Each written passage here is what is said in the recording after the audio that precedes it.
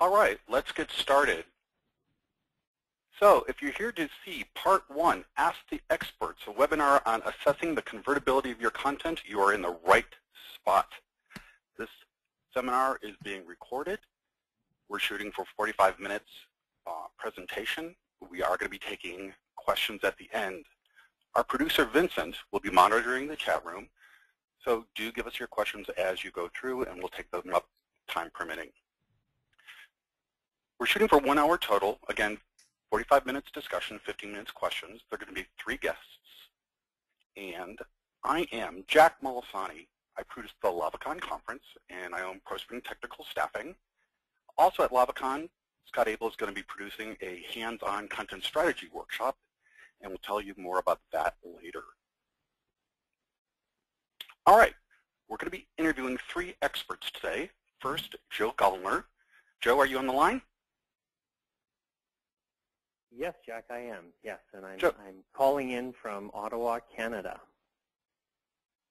Wow. And we have Val Swisher. Are you online? I sure am, and I am here in beautiful Silicon Valley. And Scott Abel.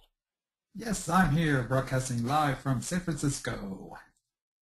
And I am broadcasting from Long Beach, California. And if you'll notice, all 3 speakers, their Twitter handles are their first and last names. So it makes it easy to reach us and talk to us and talk about us. All right, the sponsor of this webinar is Data Conversion Laboratory. Data Conversion Laboratory, now in its 30th year, serves all industries, helping companies prepare their content to meet the needs of technology today and in the future.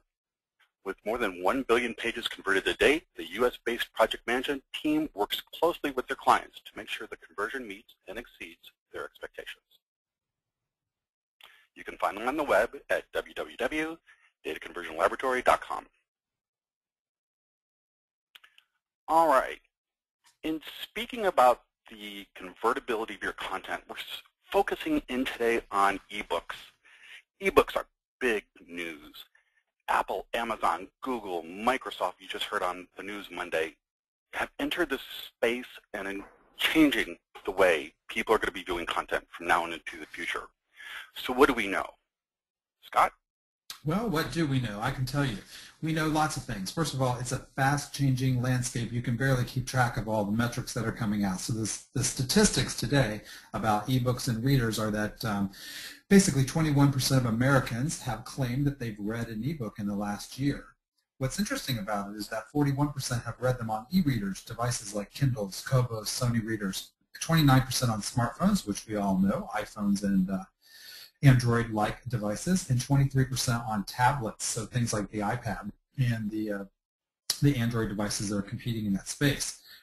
What I think is also interesting is that 43% of Americans have said that they've read a magazine, journal, or some kind of news article on one of these devices, that 89% like to do that for research, for topics of interest to them. 36% do it on a daily basis. I mean, I think that's a major change, that people are using these devices to find specific information. Of course, the fun part about it is that 45% of them admit that they like to do it from bed. The other statistics that we know about are between the readers and the devices that they use. 33% of the tablet owners in the U.S. are 18 to 34 years of age, which means that there is a significant youth market there. But what I think is also interesting is that in the 30 to 44 age group, 53% of them say tablets will replace computers, while in the younger generation, 39% of them own a smartphone as well as a tablet. So I think this is a big change, just the whole fact that people are moving to these multiple screens. Another interesting part of this dimension, I guess, is that the average reader of ebooks has claimed that they've read 24 ebooks in the past 12 months. 41% of those are tablet owners, 35% of e-reader owners say they read more now because of ebooks. And so after buying a tablet, the owners feel like, I guess, more addicted to the device, and so they're less likely to use traditional media, which is interesting. Ebook availability is also kind of something we have to look at. 20% of the readers say that ebooks that they want are always available, but really the bulk of people are not that satisfied. They say most of the time, 50%, are able to find the right book in the right format, 17% only some of the time, and then of course 3% hardly ever, 4% never. So we have a lot of work to do to make ebooks available on the devices in the right formats that the consumers desire. This is all possible because of wireless. And today, a quarter of all households in the world have a home Wi-Fi network. This is a major change, and it's only going to increase. Interestingly, you might think the United States is the leader. That's not the case. South Korea, 80% of households have a wireless network, followed closely by the UK at 73%, Germany and France at 72%, and so forth.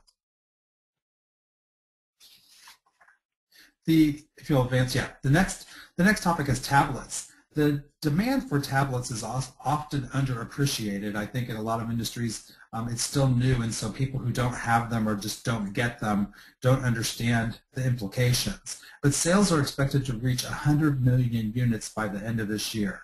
That's an amazing quantity of devices being sold. It's changing the way that hardware is sold in the United States and how software will be marketed as well and all the products that come on it.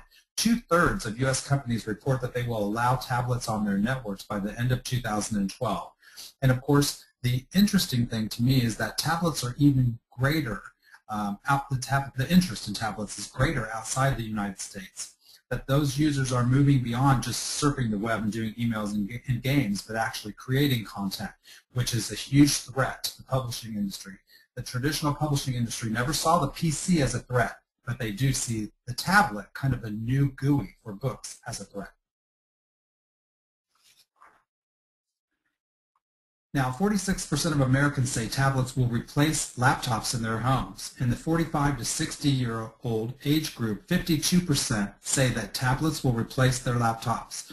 This is an amazing statistic, and the same is true at 53% for the 30 to 44-year-old group. So that means most post-college adults believe that their tablets will replace their computers. And after buying a tablet, the owners are far less likely to engage with traditional devices and media. 1 in 3 report using PCs and reading paper books less frequently when they use a tablet. 1 in 4 claim to read print and magazines and newspapers less. Now, e-reading devices, we define these as e-readers. They're devices that are not tablets, but they're tablet-like. They're things like the Kindle, the Kobo, the Sony Reader. They're usually single-purpose devices that were meant for reading ebooks. But while they only do one thing, and they do it fairly well, they've tripled in sales each year since they've been released. Amazon's expected to sell 25 to 30 million Kindles this year. And the e-reader cost is going down. Some models are as low as $99 already. 29% of U.S. adults own these devices, and ownership is highest, as you might expect, in places, in homes where income is highest. Also among people who graduate from college, and among users 30 to 49 years of age, and then among some African American and Hispanic users, 21%. You can see my typo there on the slide. What's interesting about all this, I think, is that these devices are becoming ubiquitous and they're invading our culture. And the last, I saw an ad last night for Kindles are now $79. See, it's just going down, down, down. It reminds me of the first computing devices that we all had in our hands, which were calculators, which came out and they were very expensive and only limited to one purpose. And now, of course, they're embedded in all kinds of other devices. It makes me wonder if that's what will happen with these. Smartphones, the last category, nearly 50% of U.S. mobile subscribers own a smartphone. That's a 38% increase over last year. That, to me, is amazing. And 48% Android, 32% Apple as far as the operating system that's on the phones. Of those who purchased in the last 12 months, however, it's a near tie at 48% Android and 43% Apple iOS. What's important, I think, to look at there is what's left. If you add 43 and 48% together, there's not left for these other operating systems. Of course, 1 in 3 people who use them report that they read paper books less frequently, and 1 in 4 claim to read print magazines and newspapers less. And they're using their smartphones to consume this content, which to me is amazing. I don't think I would use my smartphone for that purpose, but that may be because I also have a a tablet and other reading devices. So there's a quick look at the statistics of what's going on in the industry, and that might help us frame our conversation today. Moving forward, ebooks are really opening opportunities that we might not otherwise have. So, Val, what do you see as far as opportunities coming in the world of ebooks? Oh, the world of ebooks is fairly limitless. Let's just look at it from a corporate perspective, because I think that most of our listeners and viewers are probably here for corporate publishing.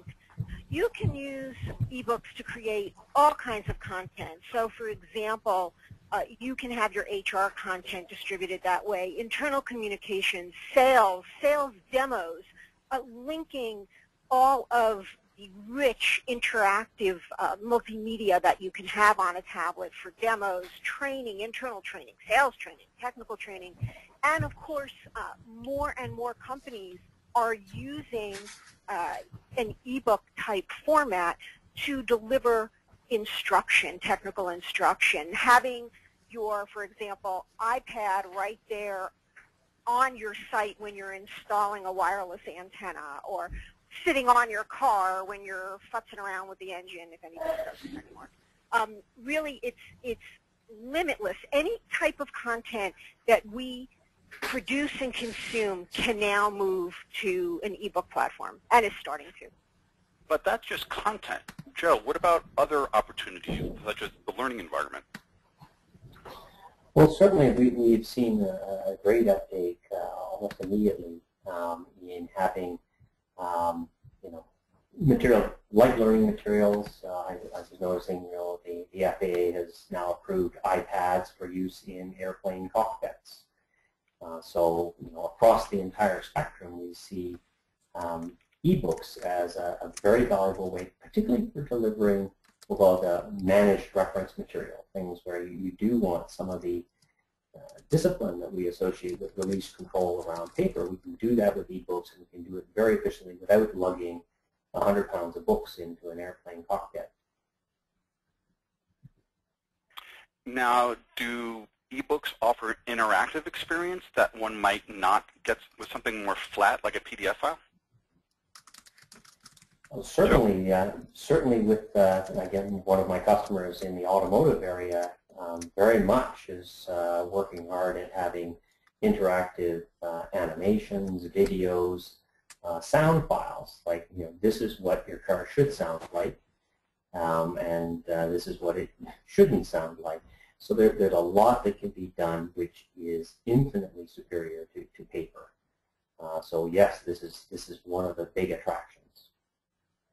I would assume then you could also move then into the e-learning and training realm using ebooks. Well, absolutely, and actually this, I've been very pleased to see, having 3 children in post-secondary education, that e-learning has been one of the areas where ebooks have been taken up, and it has immediately saved me a lot of money. So I'm a big fan, and with things like mathematics, genetics, some of those subjects, the introduction of simulations, being able to actually try out exercises and get immediate interactive feedback from the ebook is, that's substantially better than waiting for the next class. Cool. And Scott, you mentioned something about how Mercedes was using ebooks? Yeah, I've seen some various approaches, but one of the things I noticed was going into a Mercedes dealership and watching kind of the greeter, talk to you for a second and then tell you that a salesperson will be right with you. And then they, instead of giving you kind of a seat and some coffee and then this access to a rack of brochures, they're actually passing out iPads, which have interactive information about their cars on it, which makes you wonder if they're actually monitoring what people are zooming in on, what features are they looking at, what is bedazzling them so that they can do more of it. And I don't know the answer to that, but I find it interesting. Which kind of brings us to our next topic, which is the difference between the different types of ebooks available. Scott, you want to take this? Well, all ebooks aren't the same. I think it's important for us to know that there are different types of ebooks. Anne Rockley has written a book which will be an ebook called eBooks 101, the digital content strategy for reaching customers anywhere, anytime, on any device. And the URL is at the bottom of this screen, and we'll share it with you in the follow-up email as well. But in that book, she and the co-author, Charles Cooper, define 3 types of books, ebooks. One is like a basic ebook. That would be something that we would probably describe as a digital photocopy. It basically is the book, but made available to be read on an electronic device. Usually these don't have any kind of functionality or anything majorly different than the print version. You can read it on a screen. Then there are enhanced ebooks. Those are ebooks that may include some additional functionality. Perhaps they repaginate to take advantage of the screen real estate of the device that you are using, that you're actually reading the content on. They may have hypertext links to internal and external sources of information, and they may be able to embed things like video and audio, anything that you basically might experience on a web page, a basic web page. And then third, ebooks that are apps. So when an ebook is an app, the application is a software application that runs on a specific operating system. And as such, that ebook now is going to be able to take advantage of the functionality provided by the operating system. And we know from the earlier statistics, the 2 major ones are Android and the iOS provided by Apple. And that means that you can also take advantage of the devices that those operating systems run on, the functionality. So things like geolocation, the ability to move content around, to look at a 3D image and actually have it interact with it on the screen, to map to specific locations and have the content change based on who you are, where you are, things of that nature. But wouldn't you have to optimize the content for each of these different OSs and devices?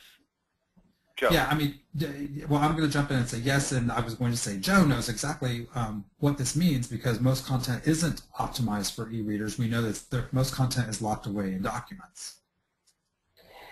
Yeah, and this sort of opens into a very important point, in that in being able to reach and optimize how we reach each of the devices and their sort of intrinsic capabilities reminds us that we have to treat this as a publishing process. And that's going to sound a little obscure now, but hopefully as we go through this discussion, that's going to become more clear why I'm distinguishing between publishing and conversion. Because really when we publish, we are very, very focused on creating individual representations that will work well on all of the target devices, because really no publisher today can afford to ignore any of the major market players. Well, let's take this away from publishers and maybe something a little closer to home to some of our listeners today, and that's taking legacy content in a corporate environment and moving that into ebook form. Val, what do you think about that? Yeah, I wanted to jump in because there are various facets to converting your content from its current form, assuming it's legacy, to an ebook form. And the content itself really needs to be rethought out. You're going from really a flat PDF, flat, two-dimensional type of reading experience to a more interactive experience. And you really need to look at your content from the standpoint of the devices and the way the devices work. And in certain ways, it's not that different from the things that you need to do when you take your content and make it global ready. People always hear me talk about global readiness. There are certain aspects that you really need to look at. For example, do you really want paragraph after paragraph of very long sentences to be read on your smartphone that has, maybe a 3-inch or 4-inch screen? No, you don't. It's just not usable that way. You really want to look at the way you present your content from the words themselves. You want to make sure that it's going to flow right, but you also want to take advantage of the embedded video opportunities, the blowout of a diagram, the ability to get further information on the topic. And that is a very different way of looking at content than the I'm going to start at page 1 and I'm going to finish at page 300, and in between I'm going to tell everybody what they need to know in order. It doesn't work that way. I mean, Val, I hear what you're saying, and I think that what we've been preaching all along when we talk about the technical communication industry and very content-heavy organizations of pushing pieces of content to where they need to go. In other words, to deliver the right information to the right people at the right time in the right format in the language of their choice and now on the device of their choice. That's the challenge, right? It's if you talk only about conversion, then you're saying my product is already optimized for your experience. Here, let me give it to you in 9 more formats. And what I hear you saying is that might not be true, that the content that you're providing might not even be right for the environment or the screen size or the location or the bandwidth of the user, let alone their needs for information. Well, that's a good point. Hold on, let me ask a question here for both of you, is that begs that companies shouldn't just jump in and start converting. They should do some sort of analysis to see if the content is even convertible.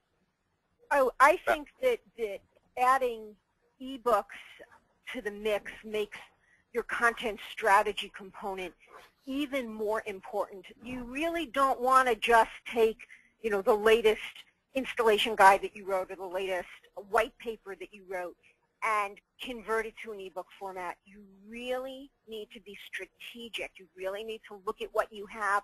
You really need to make decisions. And if you're going to single source these things, there's probably a bit of rewriting you're going to need to do unless you were a soothsayer and you were able to plan for this in advance. Now, you mentioned this being part of your content strategy. You're assuming companies have a content strategy. Scott? Well, we know that's not true. We're hopeful. We're hopeful. Most companies can strategize their way out of a box. I know people are waiting for me to say something dicey like that, and that's just true because we've just not started with the strategy before. I think before we started with tools, we started with computers, and they said, here's your tool pack, do the best job you can, and we weaved together in the best way we knew how to create deliverables that were basically what we created. And now when we start to think about our content strategy, and I think Joe's got the history of working on projects like this, is that we are no longer creating deliverables. We are creating content elements that will be reassembled on demand often to provide the best experience possible for our customers. So the content strategy part is so weak because we never had them before. So Joe, what happens when these companies they come to you and they say, we want to make ebooks? Is it often the case that they're still locked in the document mode and they think conversion is the sole way that they're going to get where they need to go? Definitely, and there was one exception, a very large and very famous publisher whose name I won't share, but they impressed me because they said we would like to basically introduce a digital-first strategy. Let's create a process for moving our we'll call it our key back catalog into XML. So we set about building a system to do that. As we worked on it, they suddenly became very, under great pressure to deliver ebooks. And then they said, okay, we'll stop working on the XML. Let's just go straight from our print master files to ebooks. So suddenly the great wisdom of the first steps was replaced by a very document-oriented, I have this, can I just do a very quick transformation into an ebook? And so what was going to be very good, I think, turned out to be a lot less good. And that also assumes that what they have can be easily converted. Do you find cases where you recommend they don't convert legacy content? Well, absolutely, and in fact, very much to the point of this slide is we do want to make sure that we first and foremost weigh the business considerations. Does the legacy material merit the investment that's really going to be needed? Then, as Val said, and as Scott was emphasizing, then we sort of look at the editorial considerations. Will these large tables be at all useful in any of the future devices? and what work do we need to do on the content in parallel to get it ready. And then we get to the technical considerations. And that really is, what steps do we need to take what used to be a published, publication-specific representation, a flat format, single format representation, say a print file, and we have to move it backwards to being true content. In other words, material that has the capability to support many formatted outputs. And that's quite a step. And this is where we try to lead people. It's, for those resources that you have sort of said, yes, the business demand is there, the opportunity is there, the editorial work is manageable. For those ones you say you have to plan for a conversion to being true content. In other words, the potential to support all of the publishing outputs you will need. So it's almost like drawing a line in the sand going, all right, what we did cannot be easily converted, but moving forward as part of our content strategy, let's make sure that the content is convertible. And I wanted to circle back to something that Val said earlier, is that it sounds like there are parallels between best practices for writing content that is going to be globalized versus going to be published to an ebook. Val? Yeah, the one thing I want to say is that I think we really need to keep in mind the fact that those of us who have been in this industry creating content for even as short as 10 years, we have not been taught how to create content in this way. There are many parallels to keeping your sentences short and keeping things concise, and lots of parallels to global readiness. But I think that when we even look at the way we were, the way we grew up writing, those of us old-timers, we were never taught to write for structured authoring. And this is even taking it a step beyond. So when structured authoring first started to come into vogue, a lot of content developers started feeling like, oh, now I have to be a writer and I have to be a coder. And now when you add eBooks and you add all the capability, not only do I have to be a writer and I have to be a quasi-coder, I also have to be an artist.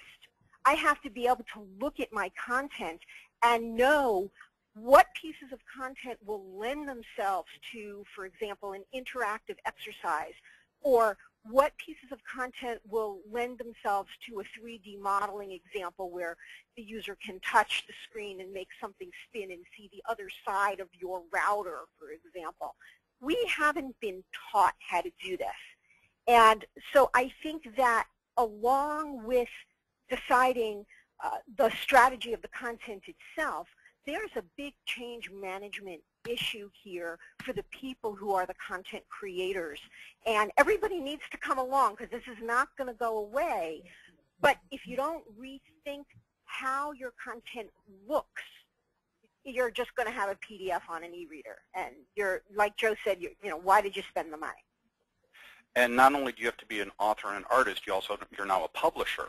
And yes. Scott, did you just come back from the Publishers Conference?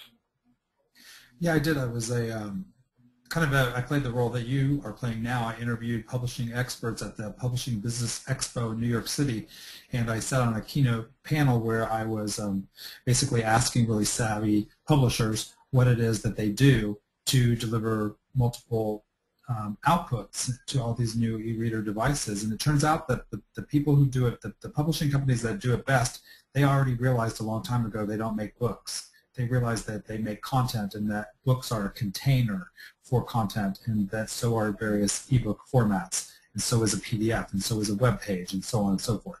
And so it was really interesting that they were talking about the problems differently than the traditional publisher who had yet to make that jump.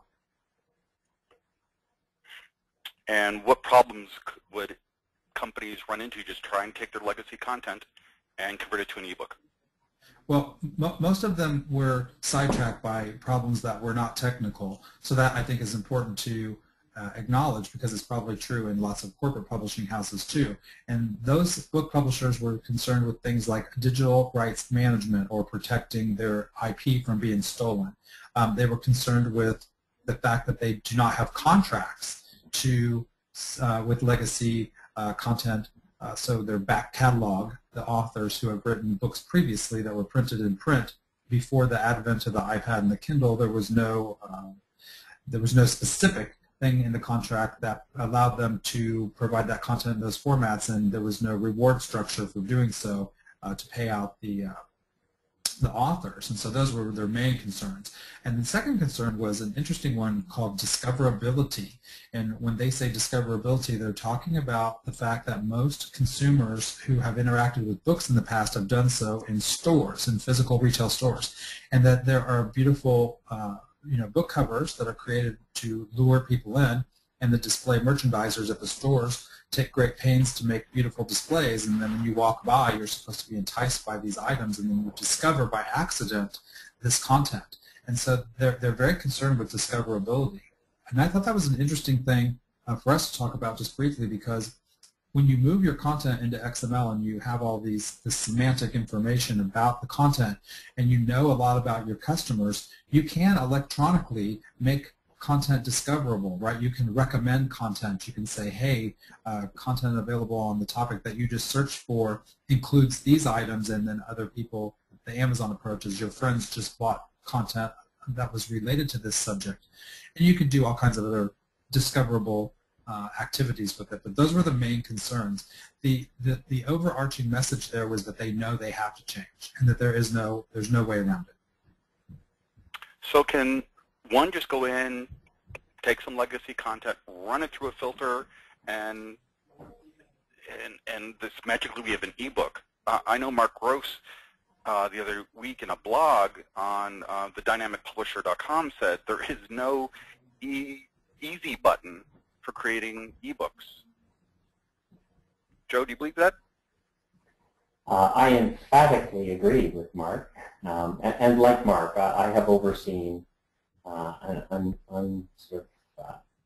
unsettlingly large number of conversions over the years, literally hundreds of millions of pages of content from various formats to various more desirable formats. And in none of those has there ever been an easy button. So automation by itself is never the answer. By and large, just throwing a lot of people and asking them to type very quickly doesn't work all that well either.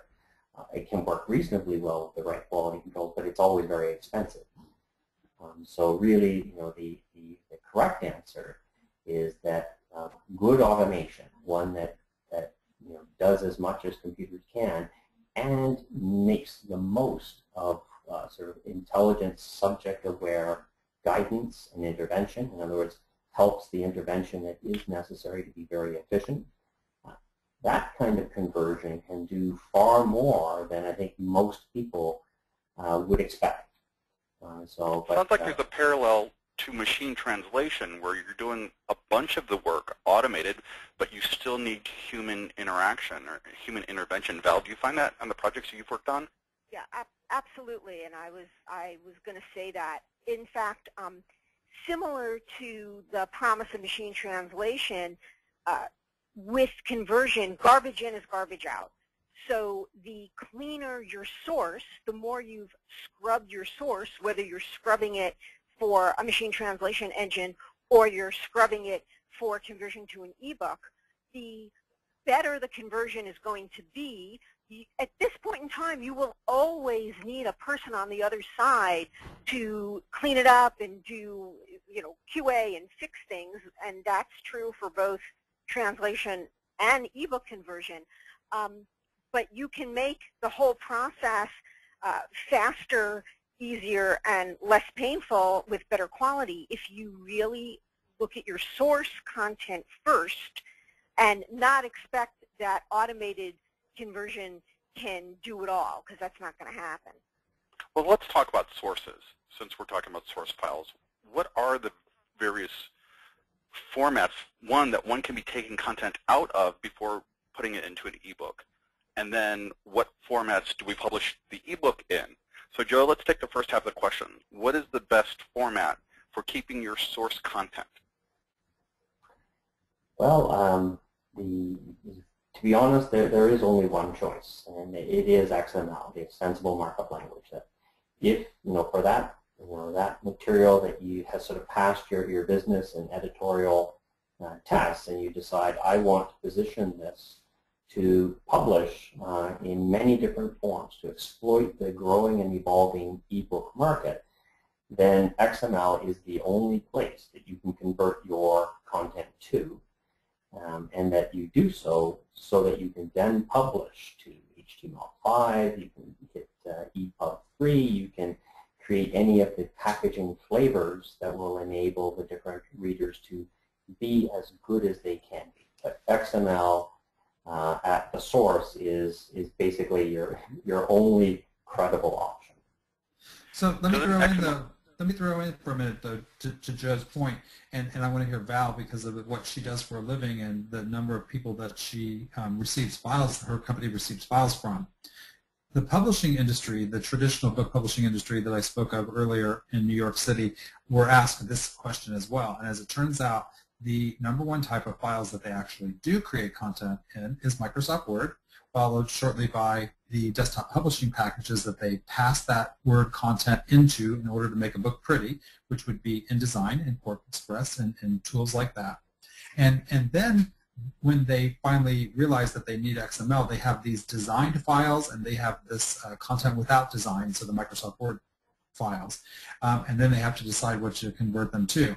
But again, both of them are converting almost finished documents. And so they find later that after they try to convert them, they have to go back and re-strategize, right, how they're going to do this. And so I think what my question to Val is that true also for corporate publishers? Are they giving you files and saying, here, magically make them into ebooks, which I'm sure you're happy to do, but it's probably not the easiest, best way for the long run? The answer to that is yes. In a similar sense to all the other things we've been talking about, whether it's translation or whether it's structured content and single sourcing, let me give you an example. I just wrote my first ebook. And I wrote it, and it was laid out in InDesign, just as you're saying, and I think it's beautiful. You know, I think that the person who did the layout and all the artwork did a fabulous job. You can decide whether you like the words or not. That was my part. And I gave that content to DCL, and they did a fabulous job converting it so that now you can look at it on your Kindle Fire, you can look at it on your iPad. But when I showed it to an industry expert who really is on the forefront of the interaction, the 3D modeling, he said, you know, you really should rethink this whole thing because it's written well, but you have so many opportunities for interactivity, so many opportunities where your reader can actually interact with your content. And if you just changed it in this way, that way, and this way, you could add all of these things. And I sat back and I was like, wow. And as we're talking, I'm thinking of more and more creative ways to engage the reader, even in a 12-page ebook. So, you know, we just got done with a suite, an 11-book suite of content that we made into ebook content. And the customer did not rethink the content. This is legacy content. But the possibilities are so much greater than what we're currently doing, me included. You know, well, and you know, Val, I was going to say I'm going to provide for everybody at the end of the show. We'll send them an email that the folks at DCL can send out some information about HTML5, about the ebook publishing industry, and about the EPUB standard. Because I think you're right. If you don't rethink the content opportunities that you have, then you'll just convert existing content, which will be less than exciting.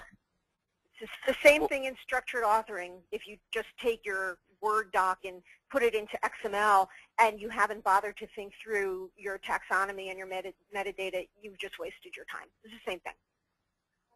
And we're also talking about enhancing the user experience, like you said, but that brings us back to quality, scope, and budgets. Does one has to go into this with a strategy? Are you going for the lowest common denominator that everybody can read, or are you going to hone in on a particular platform or two where you can put the interactive, and so much of that enhanced user experience is platform dependent? Scott, What about these new things like HTML5? I mean, I think what's important to know is that consumer expectations have changed. So whenever somebody brings this question up to me, of course I say, what is the intent of your communication and who is your audience? And you need to know that. In order to have a content strategy, you have to know what your goals are, and then you have to decide how you leverage your resources, your people, your knowledge, your tools, your money, which is really all about money, in order to accomplish your goals. And if your goals are to just syndicate or, let's say, replicate your content and get it to people so that they can read it on devices, then you should just convert the content in any way that you can. But if your goal is to beat the competition and to differentiate yourself in the marketplace, to delight your customers, to provide exceedingly exceptional experiences, then you'll have to do something different than that. And I think that means that you need to understand the standards like HTML and XML and EPUB, because they're formats, right? They're not books. In fact, EPUB is often mistakenly used as a synonym for an ebook, and they're not the same thing at all. In fact, the EPUB is a standard that's an electronic publishing standard or format that represents documents in an electronic form. You don't have to actually create a book in order to use the EPUB format. So to answer your question, I think you have to think through your content strategy first, and part of your goal is determining what are my goals as a company, what are my goals to serve my customers, and how will the technology, the ebook formats that I choose, the devices that I choose, the interactions that I choose, how will they help me meet those challenges? Which brings us back to having to have a strategy on what you want to do. I mean, exactly, and I think we've been beating this dead horse, this strategy thing, for 10 years, and people are still not listening. And so I think part of what is occurring now, and I'd love to know what Joe and Val's opinions are, is that some businesses realize that the strategy is critical, and they stop and they think, what do we need to do? And it's that stopping, and actually, it freaks people out because they say, we're so busy today creating all these deliverables, we can't stop and change things. But the companies that actually do stop and rethink things, they have so many more opportunities in the future. It does slow them down. It is harder at first. But once they do, they are more agile and nimble, and they can compete better in the marketplace. And so I think that the reality is the majority of companies have not recognized that yet, and they think they have a strategy, and their strategy is, I use Microsoft Word, or I do whatever it is that I do. I make ebooks. Joe, what are you seeing? Well, yeah, that mandate now, and we saw it, in each of sort of every 10 years we have a bit of a leap forward in e-publishing, and it forces us to think again about how important the content strategy is and how important our source content is. And a good strategy doesn't need to be wildly unrealistic. Publishers of all sizes and shapes need to say, that a strategy can actually help you decide, where am I going to put the investment? Do I just want an iPad-oriented strategy? In which case, then you know what tools you're going to use. But for many, it is important, at least on the commercial side of publishing, to be able to hit many targets and to go with the market as it evolves, and it's evolving very rapidly. And that does, again, say, for your high-value assets, think hard about how you're going to develop the source materials for your interactive components, because there are ways to do it so that you can generate one that will work perfectly well on the iPad, as well as be rendered or published in a way that works very well on Android devices. And that's the real value of a strategy. Val, do you agree with that? I do agree with that, and I think that my experience in my customer base and talking to not yet customers who hopefully will be customers soon, the customers don't seem to quite understand what doing a real content strategy analysis and exercise and plan is. It's bigger than they think. It's more time-consuming than they think to do it the right way. It costs more than they think to do it the right way. And if they don't do it the right way, then they end up with a bigger mess that they're digging themselves out of later. So I think especially if we're linking single source content creation to pulling that content for these new types of deliverables that are ebooks of different flavors, if you don't plan it to begin with, it's not going to work. It's just not. And then you're back to, okay, well, what are we going to do with all this legacy content, and how are we going to move forward? You really need to plan it. You really need to look at what you've got and figure out what is the goal, what is the business need you're trying to solve. Are you doing an ebook because it's sexy? Or are you doing an ebook because it's really going to make a difference either in attracting customers and getting your point across and making it easier for customer service? What's the reason? And then you need to move forward from there and look at all the content you have and what you're going to do with it. Great. All right, let's turn to our producer, Vincent, who's going to take some questions from the audience. All right. We've got a couple in here. We got a couple more coming in now that we've announced that we're taking questions. The first question that actually came up was, doesn't PDF format address many of the ebook needs for user instructions? No. Save as Explain, PDF please. is not a frigging ebook.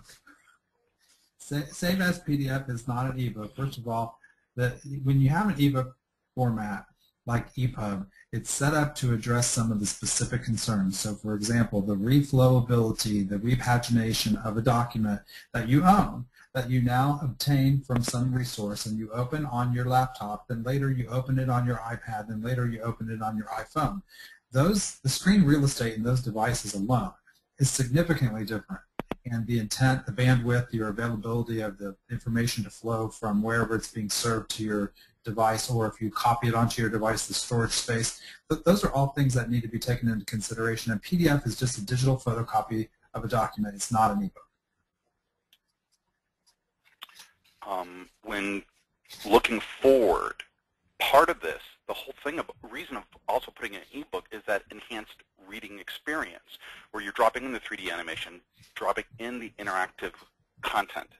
And one thing we didn't really focus too much on at this point, but Scott also addressed the point where you may need to create a specific app to pull your content and display it. Well, yeah, I mean, it depends on your intent. I don't want to promote the random creation of apps without a content strategy for that. But if you had a reason to create an app, then you're going to want to take advantage of the functionality of the device, and a PDF won't do that. And so what you're going to have to do is determine what is it that you're trying to accomplish, what am I trying to enable my customers to do. So a great example would be a bank. A bank can create a mobile website. That would be a website that's optimized for a mobile device like an iPhone or an Android smartphone. That application takes advantage of open standards in the HTML5 arena. And so there's no need to create a customized app so that people can access their bank account information as long as they have an ID and a password using a web browser, which is on their smartphone. So creating an app might be nice, but it's not necessary. In fact, the open standards that are there will probably be less likely to change.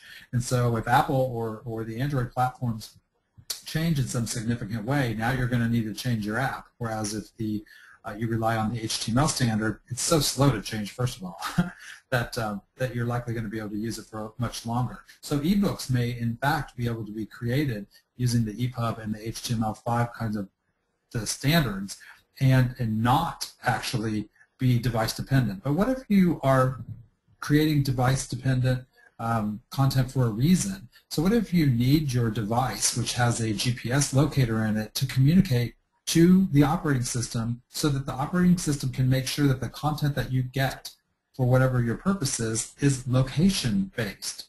That you can't accomplish just from a web browser alone without communicating with the device. So there are reasons to do it, and of course the PDF format won't support that. Okay, good. Vincent, next question. One came in specifically for Val. How to economize on translation legacy when writing to shortened sentences, for example. The assessment for future-proof content ought to begin before conversion to XML, but pre-translation cost always pushes back at that point. Is that a question? Where's the question in there? It's how to economize on the translation of legacy stuff. Well, I think that's certainly another topic for another webinar. And I have an ebook on my website that you can go to download and look at that. But I think that future-proofing your content means approaching your content from a completely different stance.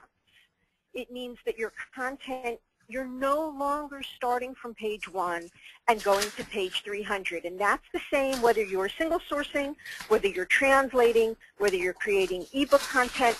Regardless of what you're doing, that remains the same. Changing the way in which you create content, that means the era of the 42-word sentence is long over. The era of describing things using every different word you can think of is over. Being short, being concise, and now with ebooks, moving on to consider the artistic side of things and how you draw your reader in and interact with them. Those are all things for the future. We cannot keep writing the same stuff in the same way and let technology go on ahead of us. Joe, isn't this also a good argument for moving to XML, because you are then, since we don't know what the next big thing will be, by putting your content into XML, you're future-proofing against these new publishing platforms? Well, absolutely, and just as Val was saying, there's a whole set of things, steps or procedures or best practices that have been validated over the last 20 years. As if we follow these, then we will ultimately have content assets that are highly reusable and that really do pay for themselves many times over. But they do take investment, so you do have to decide which are worth that investment.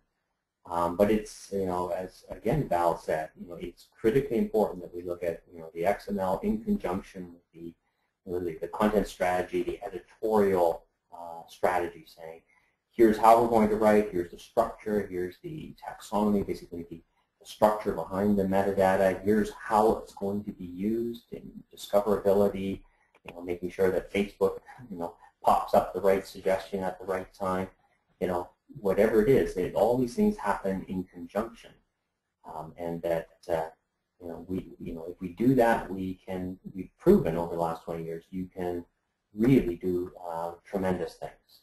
Well, whether you're a corporate publisher or a traditional publisher, you are being drugged around by the device manufacturers, and that's not going to change anytime soon. So if you don't put your content in XML, you'll constantly be trying to catch up with these device manufacturers who have proven that every 18 months they can change the way consumers behave in a major way. Now being able to impact the way 100 million people this year might decide to consume content. This is a major change, and I think that it is foolish for us to continue to think that we can handcraft these deliverables or that something is going to change that makes all this stuff irrelevant.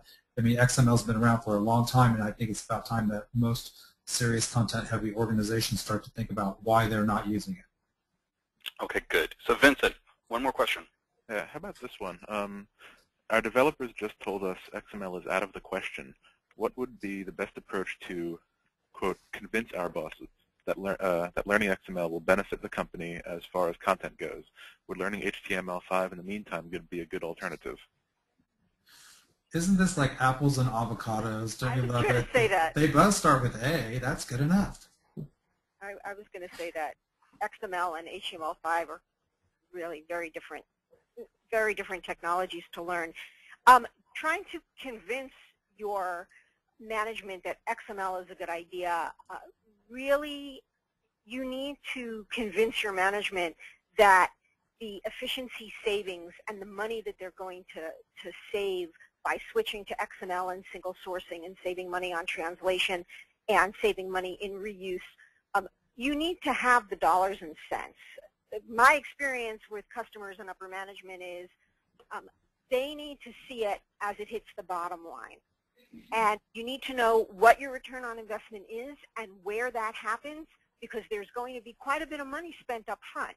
So you may have to think out to 2 or 3 years to say, well, here's what we're doing today, and here's what it costs, and here's what we can do in the future, and here's where we're going to save money and make this a cost-effective change.